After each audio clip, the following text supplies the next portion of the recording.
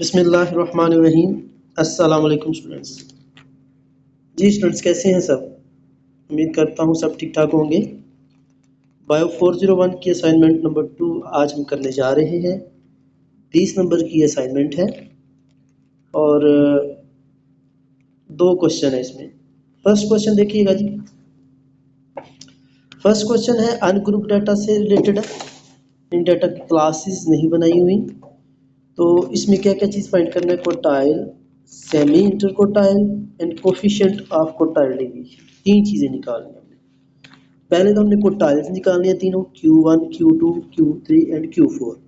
तो पहले इसको हम डाटा को अरे में अरेंज करेंगे, यानी सेकेंडरी डाटा में इसको अरेंज करेंगे असेंडिंग ऑर्डर में, ठीक है? 10, 11, 12, 15 एंड सो ऑन। अब Q1 का फार्मूला होता है जी 1/4 n प्लस 1th वैल्यू। तो n हमारे पास टोटल नंबर ऑफ ये जो डाटा है, टोटल नंबर है, कितने नंबर हैं जी वो हमको काउंट करेंगे, तो वो टोटल 15 है। तो n प्लस 1 15 प्लस 1 कितना हो जाएगा? 16। 16 को 4 पे डिवाइड करेंगे तो 4 आ जाएगा। फोर्थ वैल्यू लेनी है हमने, यानी इस डाटा में 1 2 3 4, फोर्थ वैल्यू कौन सी आ रही है? 15। Q1 आ गया। अब सेकंड कोटाइल निकालना है हमने। स्टूडेंट्स यहाँ पर Q2 है, Q1 नहीं है, ठीक है? अब सेकंड निकालना है तो फार्मूला सारा वही रहेगा, जस्ट फ्रैक्शन के ऊपर 2 आ जाएगा, ठीक है? इसमें हमने 1/4 रखा था ना, यहाँ पर 2/4 आ जाएगा, तो बाकी सारा फार्मूला वही रहेगा। तो इसमें 16 को 2 पे डिवाइड करेंगे तो 8th वैल्यू आएगी। तो यहाँ से हमने 8th वैल्यू लेनी है। 1 2 3 4 5 6 7 8। 8th वैल्यू आपकी कितनी आ रही है? 23 आ रही है, ठीक है जी। इसी तरह Q3, यहाँ पर भी Q3 कर लीजिएगा, ये Q3 है। तो सेम फार्मूला वही, जस्ट ऊपर पहले 1 था, फिर 2, यहाँ पर अब 3 आ जाएगा, ठीक है? 3/4 आएगा। तो बाकी सारा फार्मूला वही, बाकी n की वैल्यू भी वही आएगी 15 प्लस 1 16। तो 16 को 4 से डिवाइड करेंगे, 4 को 3 से डिवाइड मल्टीप्लाई करेंगे, सॉरी 12। तो यहाँ पर हमने 12th वैल्यू लेनी है। ये हमारी 8 थी, 9 10 11 12। तो 12th वैल्यू आपकी कितनी आ रही है? 32, ठीक है जी। तो कोटाइल 3 आपका कितना आ गया? फिर 32 आ गया। उसके बाद कोटाइल डेविएशन। कोटाइल डेविएशन भी बोलते हैं, या इसको हम सेमी इंटरकोटाइल रेंज भी बोलते हैं, दो नाम है इसके, ठीक है? तो फार्मूला उसका बड़ा सिंपल सा है, Q3 minus Q1 over 2। Q3 हमने निकाला हुआ है, माइनस 15, Q1 भी निकाला हुआ ओवर 2, 8.5 आएगा कोटाइल डेविएशन। सबसे लास्ट में हमने कोफिशिएंट ऑफ कोटाइल डेविएशन निकालना है, तो वो उसका फार्मूला होता है Q3 minus Q1 divided by Q3 plus Q1। पहले पुट करेंगे तो 0.3617 आ जाएगा, ठीक है जी। इसी तरह अब क्वेश्चन 2 का सॉल्यूशन है। क्वेश्चन 2 की तरफ पहले देखते हैं जी। क्वेश्चन 2 में ग्रुप दिया हुआ है, क्लासेस दी हुई हैं और साथ में फ्रीक्वेंसीज दी हुई हैं। तो कोटाइल्स निकालने हमने तीन इसके, Q1 Q2 Q3। पहले अनग्रुप में तो बड़ा इजी सा काम था, लेकिन ग्रुप्ड डाटा में निकालना थोड़ा डिफरेंट होता है। ये क्लासेस हैं। सबसे पहले हम क्लास बाउंड्री निकालते हैं। क्लास बाउंड्री निकालने का तरीकेकार क्या होता है कि ऊपर वाले की अपर बाउंड्री और नीचे वाले की लोअर बाउंड्री, यानी ऊपर 20 है, नीचे लोअर बाउंड्री 21 है, इन दोनों का सेंटर निकालेंगे, ठीक है जी, जो कि 5 बनता है। यानी 21 में से 20 माइनस करेंगे, 1 आ गया, 1 को डिवाइड करेंगे 2 से तो 5 बनेगा, सॉरी 0.5 बनेगा। अब वो 0.5 जो होता है ना, वो इस लोअर लिमिट में भी आपने ऐड करना होता है, सॉरी माइनस करना होता है, और अपर वाली में ऐड करना होता है, ठीक है? यानी 11 21 20 31 41 में माइनस किया 0.5 को, और 20 30 एंड सो ऑन उसमें 0.5 ऐड किया, ये आपकी क्लास बाउंड्री बन जाती है, ठीक है? अब इसके बाद जो हमें टेबल चाहिए होता है फ्रीक्वेंसी के बाद, कम्युलेटिव फ्रीक्वेंसी।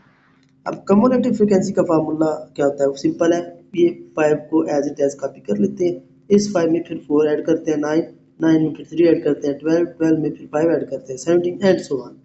तो टोटल फ्रीक्वेंसी आपकी ये लास्ट में जो होता है इसको हम एन सिग्मा एफ कहते हैं या एन कहते हैं, ठीक है। एन इज इक्वल टू 29 आ गया।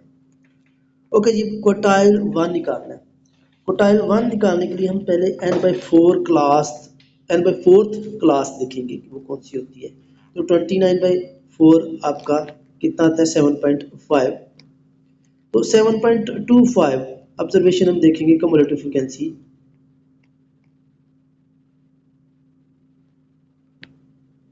कि वो किस में आ रही है 21 और 23।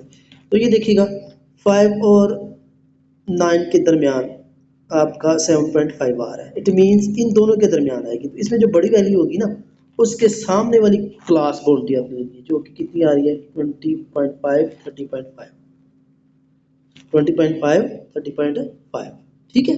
ये इसका मतलब है कि इनके दरमियान आपका आंसर आएगा, ठीक है जी।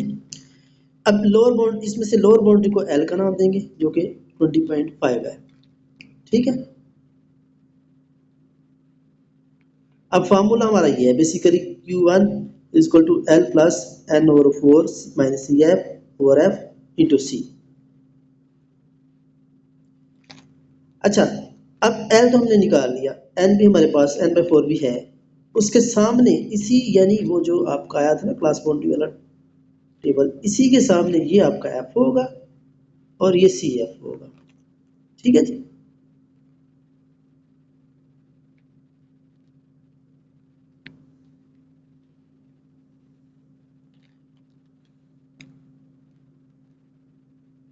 इंटू C आ गया आपका, ठीक है। तो ये सारी वैल्यूज आपने फार्मूले में पुट कर दी तो फाइनली आपका 26.125 आएगा आंसर जो है। तो यानी आंसर आपका इन दोनों के दरमियान ही आया है। तो यही आपकी Q1 की क्लास बाउंड्री होती है, ठीक है जी।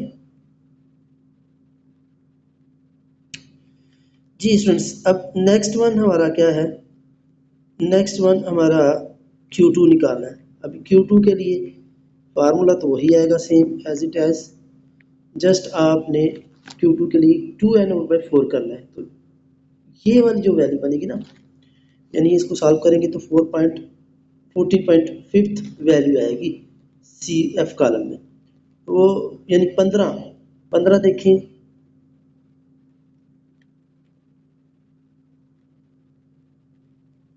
15 ये 12 यानी 12 और 17 के दरमियान जो बड़ी वैल्यू वो वाली हम लेते हैं। तो 17 के सामने क्या आ रहा है 40/5 क्लास बाउंड्री वाला टेबल आ रहा है। तो ये 40/5 आपका L आ जाएगा, ठीक है।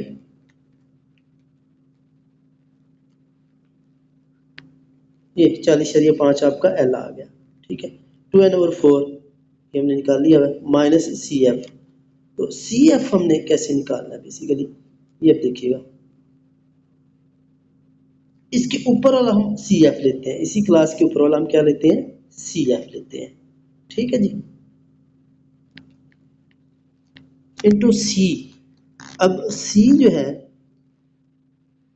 वो हमारा 10 है, चूंकि क्लास टोटल क्लास 10 है ना, तो ये हमारा C10 आ जाएगा, ठीक है।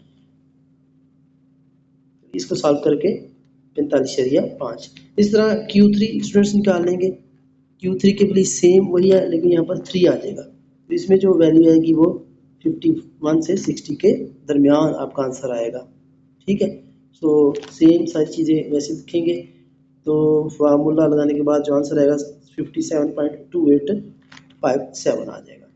तो स्टूडेंट्स आपसे रिक्वेस्ट है कि चैनल को भी सब्सक्राइब कर दीजिए ताकि आपको हर आने वाली नई वीडियो बर वक्त मिल सके। ये कुछ स्टूडेंट्स की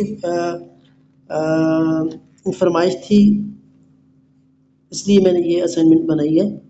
हालांकि ये असाइनमेंट मैं बायो से इतना लिंक नहीं हूँ, तो चूँकि ये सारा काम स्टैट से और मैथ से रिलेटेड है इसलिए मैंने इजीली आपके लिए बना दिया है। सो आपसे रिक्वेस्ट है कि चैनल को सब्सक्राइब भी कर लीजिएगा। थैंक यू, अल्लाह हाफिज़।